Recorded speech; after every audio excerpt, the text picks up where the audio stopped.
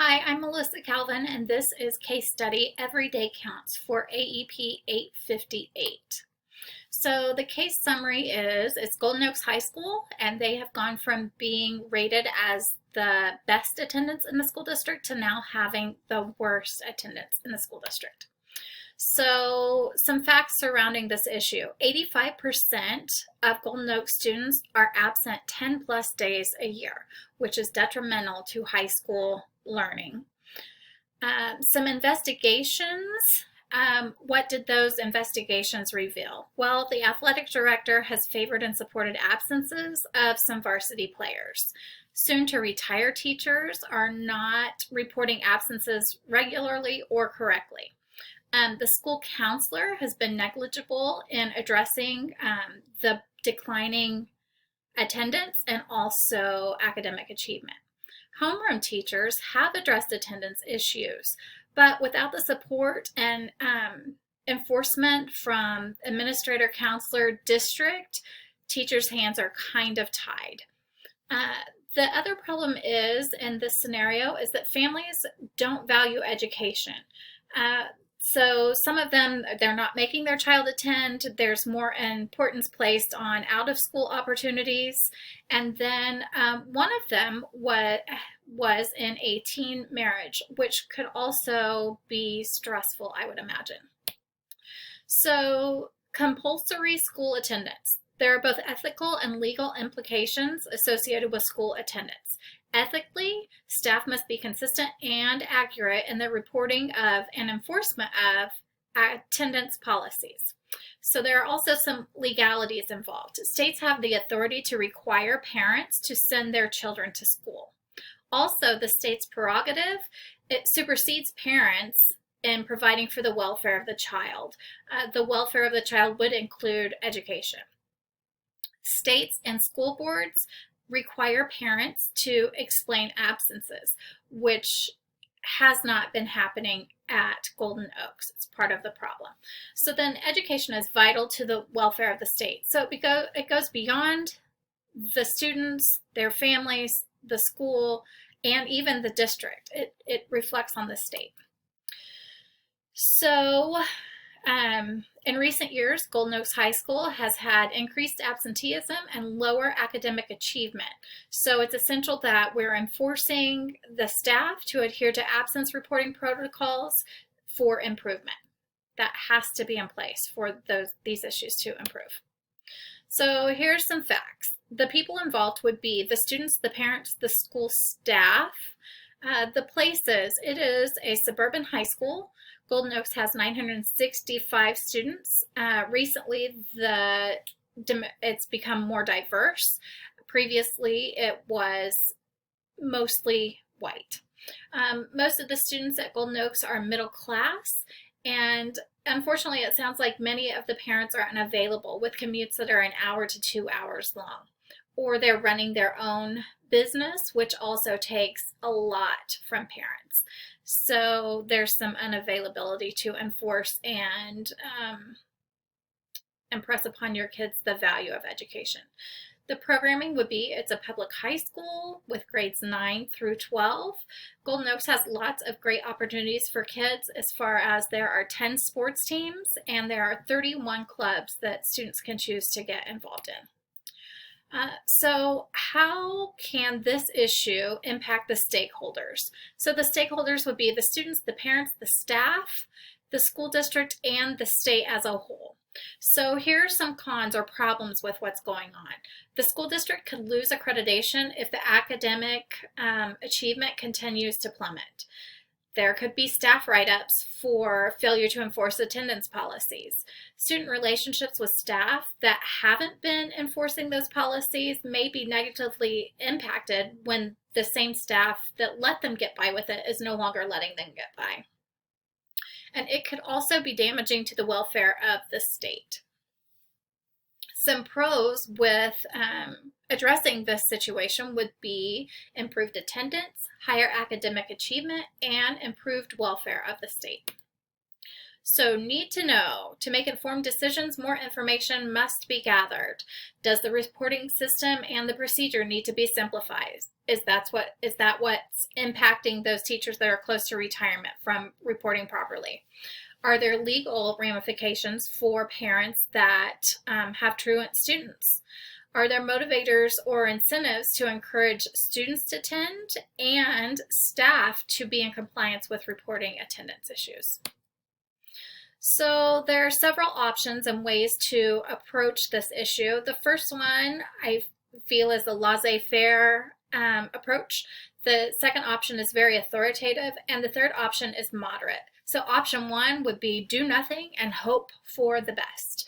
I would think it would be a reasonable conclusion that that is not going to be helpful.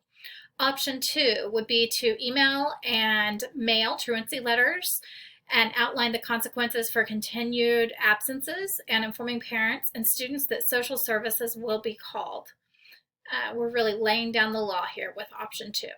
You could write up the school staff that are not fulfilling their job obligations by reporting absence accurately. And you can inform the entire staff that all district policies must be enforced to invoke positive changes at Golden Oaks. If that's not, then there would be repercussions for the staff. Option three is a more moderate option. So you could have individual meetings with the staff that aren't complying with the attendance protocols. You can gain insight from them if there's any hurdles that you can help them overcome in fulfilling this part of their job.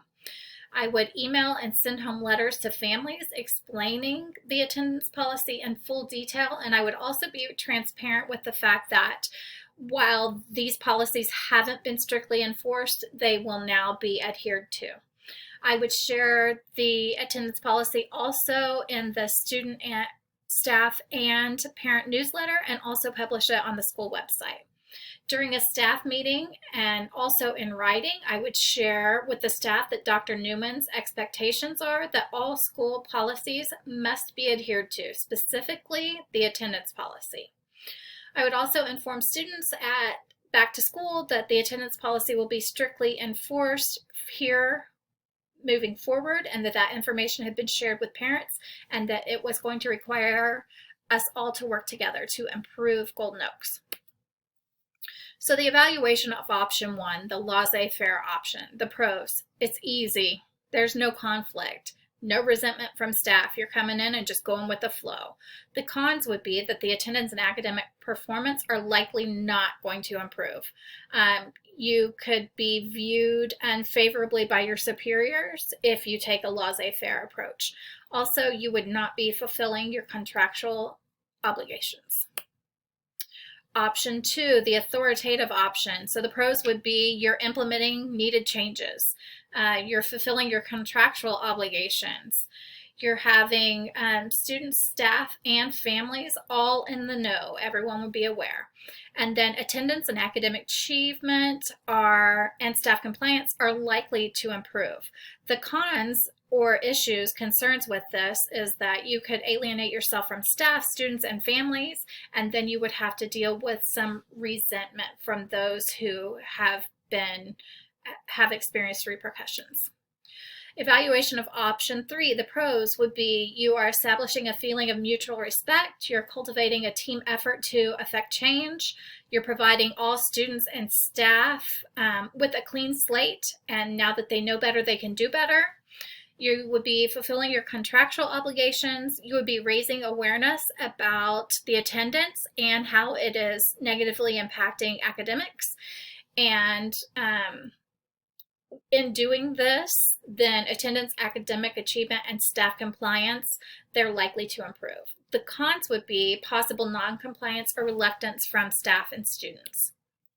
So there were three options that we outlined. And in evaluating and analyzing the pros and cons of each, revealed that option three, the moderate option, is the best option. So implementation. After selecting the best option, option three, It would be time to take steps along the path to implementing. So step one would be outlining the plan for Dr. Newman and the school board prior to informing the stakeholders, meeting individually with the non-compliant staff, emailing and providing hard copies of attendance policies and enforcement of policies to staff, students, and families, and then reviewing those policies with staff and students. So some possible outcomes by implementing option 3 would be likely that the attendance and academic achievement are going to improve. There would be more compliance to attendance policy by staff and students, and you would have more parental support in getting their children to attend school. A possible negative would be that those who don't follow the attendance policies would be dealt with in the authoritative manner outlined in option 2.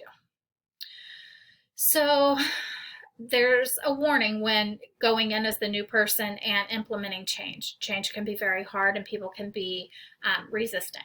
So approaching staff, students, and families with a warning about the consequences of their actions or lack of actions would be less threatening and better received. Warnings are more likely to get people on board to work toward a desired outcome that benefits everyone. A secondary action would be that if option 1 is ineffective, it would be time to put option 2 into place. So it's the more authoritative approach, and it moves beyond warnings into staff write-ups and contacting social services if needed. So thank you.